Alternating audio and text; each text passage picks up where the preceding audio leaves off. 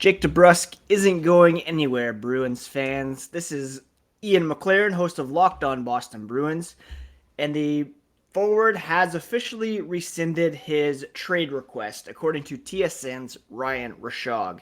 In a tweet sent out Monday afternoon, Rishaug said DeBrusks' agent Rick Valette spoke with the Bruins GM Don Sweeney last week and informed him that DeBrusks' trade request was rescinded and that he'd be happy to remain a Bruin moving forward. DeBrusk has 2 years left at $4 million and could still be moved, but unlikely at this point. DeBrusk, of course, made a trade request early last season. It was made public in December. The Bruins did not find a suitable package or return in an attempt to expedite the process at the trade deadline. They signed him to a 2-year, $4 million contract so that acquiring teams would know what they're getting in terms of, money over the next couple of years.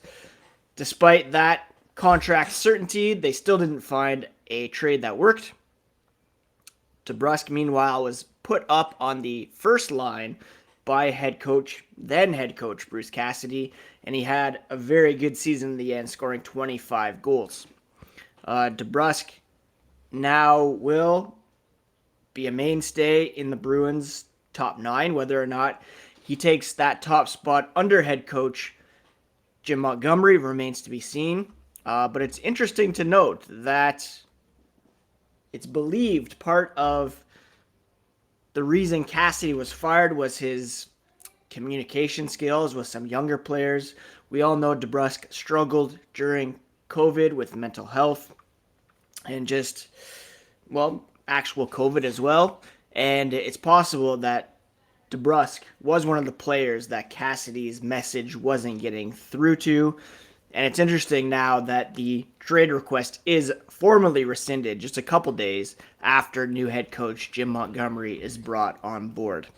Catch all the latest on the Jake DeBrusk trade request rescinding, as well as everything to do with the Boston Bruins on the Locked On Boston Bruins podcast every day, part of the Locked On Podcast Network. Take care, friends.